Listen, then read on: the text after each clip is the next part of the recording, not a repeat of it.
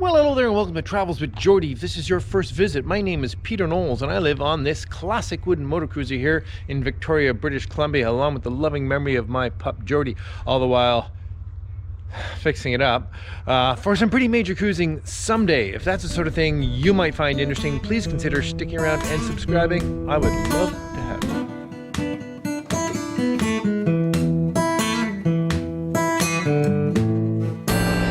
Okay, as always seems to be the case, whenever I come here we get a heat wave and the poor boat is drying out. So I come out every 15-20 minutes, I hose it down, but I got to be able to extend that a little bit. So at great expense, or at least a lot of driving around, I found some burlap. So I'm going to staple some burlap around the key parts of it, basically the bow. The underside doesn't get it so much because it doesn't get so much sun. But anyway, let's see how this works.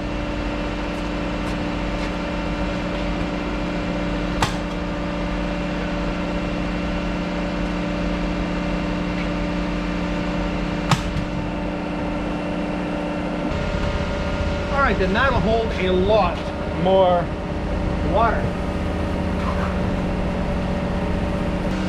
Oh, that's looking good. It's holding a lot of water. It's not dripping yet. Now I bet you I can get away with dousing it every half hour.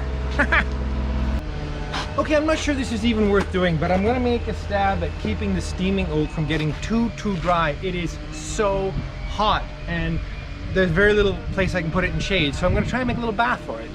We'll see.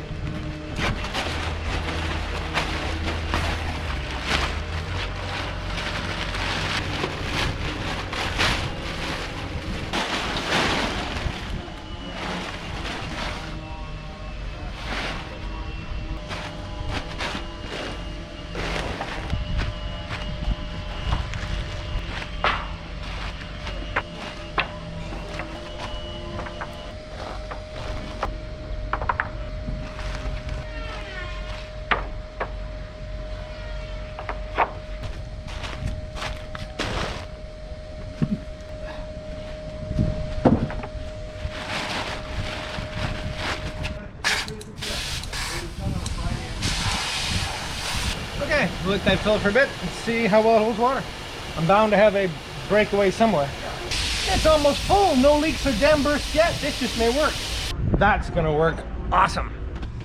Okay, so here we are installing floors. This is the first floor. There actually was no floor in this position in the boat before, perhaps because it was too tight to the prop shaft. I've had to make a slight little wallow in here so that it gives some clearance. Anyway, I'm very pleased. Of course, this has to be scribed. There's a bevel on the back because the hull is coming up. I'm very pleased with that one. I'm going to fasten it. Now, originally, as far as I can tell, there was one nail driven through, at least in this one, and then there's a bolt driven through to the frame, but only one in each. And I just think that's a point load. I don't like that at all. So what I want to do is put fasteners all the way through the planking into the floors. As well, I'm going to screw from about here, as soon as I can get a bit of a toe screw going into the existing frames. Now when I sister more floors in here, it's going to get very tight, but at least let me get the original floors rebuilt first and we'll see where we go from there.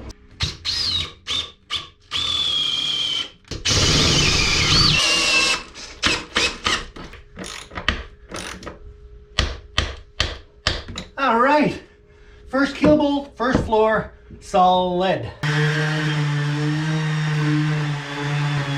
Well, let's just start to fasten in this second floor because I'm going so well, and then you're probably screaming at your screen, limber holes, Peter, limber holes. I didn't drill a limber hole in that one, and I didn't drill one in this one. Happily, this one is not yet installed, so I'll have to drill this one in place. Not the end of the world. It's been done before. There we go. Now I'd like to ease the corners of this a little bit, but I can't do them on this one. I'll have to just do that with sandpaper. Okay.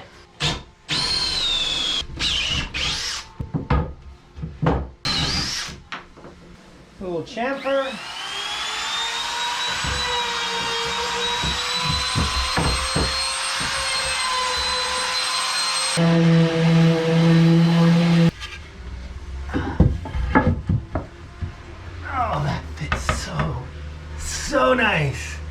Okay.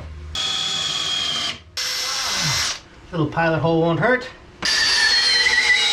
Oh, yeah. All right, so this is the first floor that has to actually be removed. And it's sort of in place and okay, but it's soft and out of it. Anyway, it's got to come out.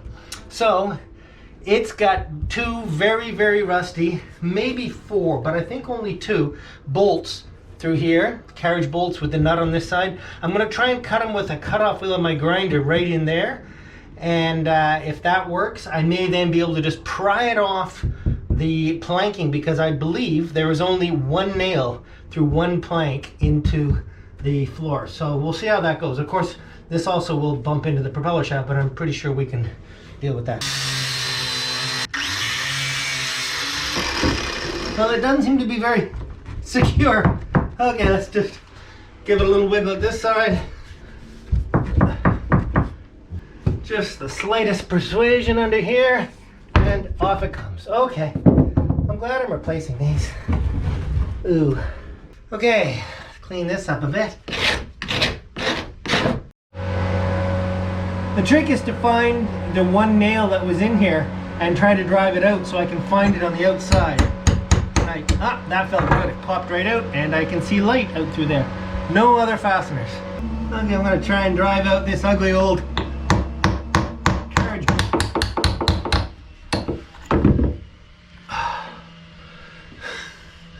That's what we call a wasted fastener. Ugh. Okay, so first off for this floor is to cut a little notch out of here to match the propeller flange using a table saw in a manner that workman's comp would probably not approve. But anyway, this was just measured, in other words not scribed at all yet, but I'm getting better at measuring them and it's pretty close. So now I'll just scribe it and we'll see how close we are.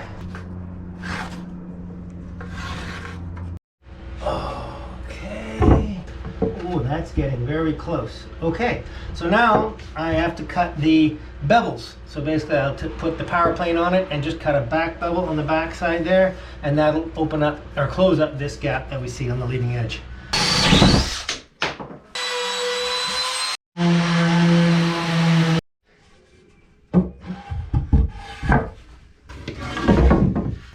That's it.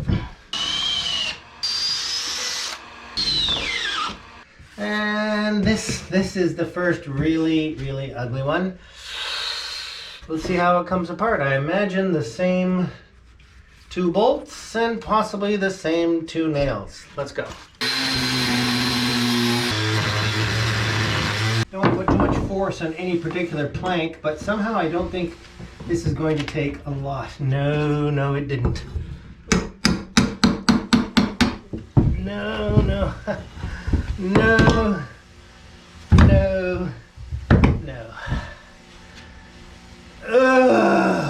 I am so glad I'm doing this. And scrape.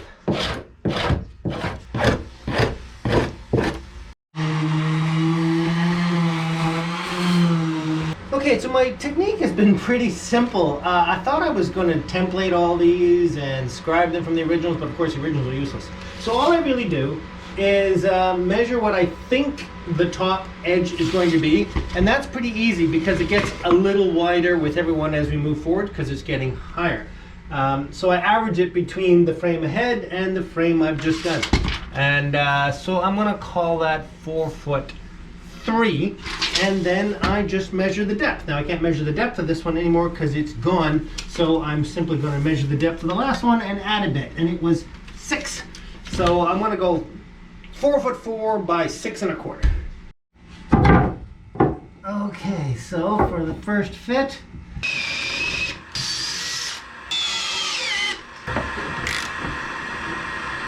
oh yeah. Today I'm going to undertake the much less pleasant task of scraping off the hull, both above and below the chine here. I would much rather be inside making more floors, but it's a relatively cool day today and I have to take advantage of cool weather to work outside. Plus, I need to alternate work with my arms versus climbing up and down into the bilge. Anyway, just to keep moving. So the reason there's so much junk on this, even though the yard pressure washes the boats when they come out, is that I encourage them to not be too aggressive with the pressure washer because it is a wooden boat after all, and I don't want them digging too much of this out. So this is basically just a combination of... It's scraping, not much to it. Some of you may remember when I first hauled this boat, these 3 seams were the greatest concern, basically at the chine log and one above. And I didn't have any materials. I didn't have any caulking cotton. I didn't have any paying material, so I caulked it. I don't know if I can get a piece out of here. I caulked this with chunks of mop. I basically bought a cotton mop at the hardware store, and I caulked this with, anyway, it's all rotten now. Chunks of cotton mop string and little bits of wood shingle. It was terrible. And then I paid it with 291, a rubber marine sealant. And to tell you the truth, in many places it worked just fine, in other places not so well. So that's all got to come out, be reefed out, and be properly caulked with proper caulking cotton and paid with, I don't know yet. You know, I think I'm gonna stick to my guns. I think 291 makes awesome paying. It's absolutely perfect. There's been no splits, no cracks everywhere I've put it. It hasn't fallen out. It's easy to remove, but it stays in. Am I pitching it enough? Oh.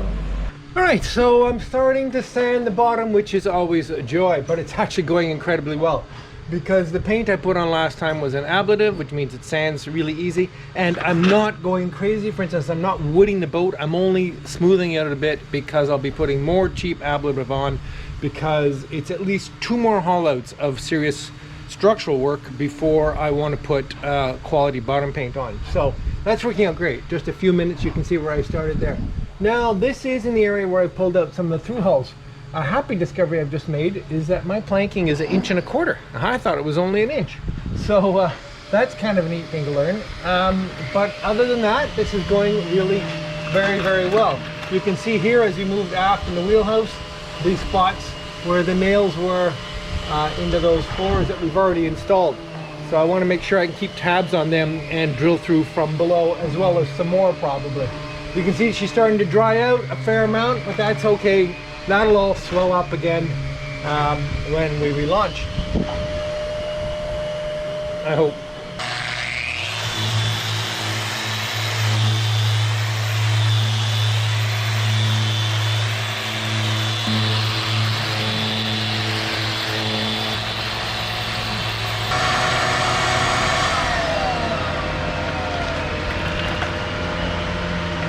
Of course, when I come to a butt block, there's one here and there's one here. I gotta clean them right up so I can dig out the fasteners. Woo!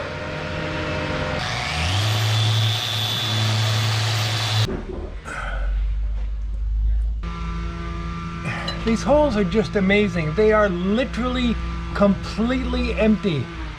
And they're even very, very clean counterbores. It's as if, here, I gotta show you this. It's as if they literally just forgot to put the screws in. I don't know if you can see in there, but they're as if they're brand new, fresh counterbores.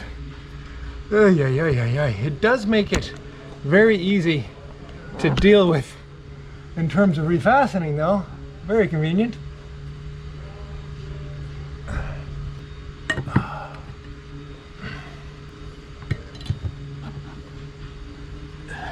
Here's a little tool I call the Grim Reefer. I'm not a professional shipwright, and there's all kinds of specialized tools for this, but I wanted something that I could reef the joints without putting any pressure at all in the back of the joint, because I really worry about opening up the back of the joint, because it is crucial to keep that tight back there so that cotton won't blow through. So this is just like a weeding tool from a garden center that I ground up into coming to a point and remove some stuff. So for lightweight stuff, like let's say, oh, I don't know, taking out this cotton, you can just sort of keep pulling at it, and it works just like a modified file, which is fairly common in the reefing world. But where you have to pull a little harder, what I do is I just clamp a vice grip on it. in whatever happens to be the appropriate hinge point. And then what I can do is just leverage that vice grip against the hull, and that'll make sure that I don't put any pressure in the back of the joint, and I can pull very, very hard on pulling out whatever it is I'm pulling out. Fun. Woohoo! So much fun. All right then, day 5 wrap up. Oh, I had a feeling it was going great today, and it really was, but I ran out of steam around 3 or 4 o'clock in the afternoon. Anyway, the boat is sanded, and the 3 seams that are a problem are reefed out from the burlap back, all sanded, all the bottom, all through here. Even cleaned the prop shaft. Didn't clean the prop. So around to this side, have those 3 seams reefed out again. Found the remainder of the butt blocks, did some sanding, didn't quite finish up. But what I have learned today is that I'm going to be here longer than I'd hoped. Some of you may have seen that already. I did a little bit of a schedule, and it's going to be okay, but it's going to be probably 3 weeks to a month, which is, you know, it's what you got to expect. So I'm still absolutely thrilled. I hope you all are too. See you tomorrow. Time for a shower.